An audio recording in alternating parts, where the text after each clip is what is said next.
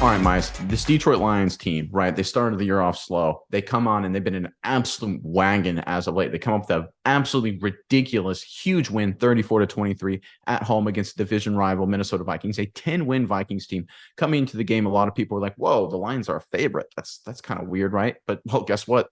Lions proved the smart people, the money people in Vegas right here because they get a massive win. I know you got some thoughts on this game in particular, but before I hand it over to you, Detroit Lions fans, look, I don't think we can say this about a Lions team since maybe 2014 that's been this good, this impressive, maybe even before that. This team is dominant, and they got an absolutely dominating win this Sunday. But we want to hear from you. Give us your MVP, the one guy who you think really stood out. There's so many guys that could be on the top of that list, but we want to hear from you. Give us your MVP.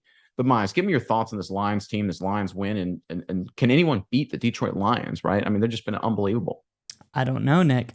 And, going back through the annals of history, just remember when you post something on the internet, it is forever. The last video we posted about the Lions, people were saying stuff like, the Lions can't beat anybody. They just beat a bunch of wannabe teams.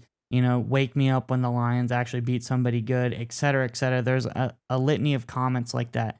Well, it's time to wake up. The alarm is going off. The Lions have beat the Detroit Vikings. I don't care what you say. The Vikings were 10-2 at the time, I believe. I would say that is a pretty legit good team. Can't get much better than that. Second best record in the NFL at that time. Lions come out, and 2 points given to the Lions on the line when we talked about it in the last video, Nick. It might have gone up or down since then, but that 2 points wasn't quite enough because they beat them by 11. They pounded the Vikings. The Vikings made a little bit of a late game push, but Detroit had this game in hand. And they just dominated the Vikings, all sides of the ball. Just a complete team win by the Lions. And like you said, they answer the call when the Lions need to step up against a big-time team, a good team in their division, an interdivision rival. That is a huge call for the Lions, and they answered it with gusto. Jared Goff, a great day. Again, he's kind of been proving us wrong. He's really playing very strong. But I just think all around, this Lions team is getting better and better and better. And you even look at like the little small additions they're coming in, like Jameson Williams got the long touchdown catch today. He's kind of showing what he was brought to this team to do. Take the top off the defense, be the long ball guy, be that explosive playmaker. And I know that you love this, Nick, that Penei Sewell catch, the big man getting one. You got to love stuff like that. But just all in all, this was a huge win for the Detroit Lions, and I really am excited to see them try to make a playoff push late in the season. Yeah, one of the things you look at teams that perennially contend, you look at, for example, the 49ers in the NFC, a great example of this. If you have a good play caller and you have good quarterback play, you're pretty tough to beat. You're almost unbeatable in a lot of ways. And the Detroit Lions, and again, proved us wrong. Jared Goff, we had a lot of criticisms, me specifically had a lot of criticism. Jared Goff, he proved a lot of people wrong, including myself. Had another monster day today against the Minnesota Vikings. But I love the Penei Sewell catch, obviously the third down to ice it. But remember, Jameson Williams was so wide open on that touchdown, right? You don't get that without scheme and practice and waiting for the right time to call that play and then execute on that. So a lot of that goes to the coach, the Jameson Williams touchdown and then the Sewell catch to ice it.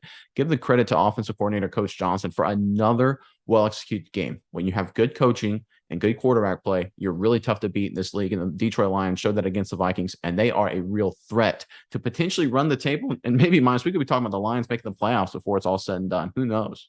Yeah, and I want to shout out this offense, Nick. And I'd say the past 5 weeks, it's been ridiculous.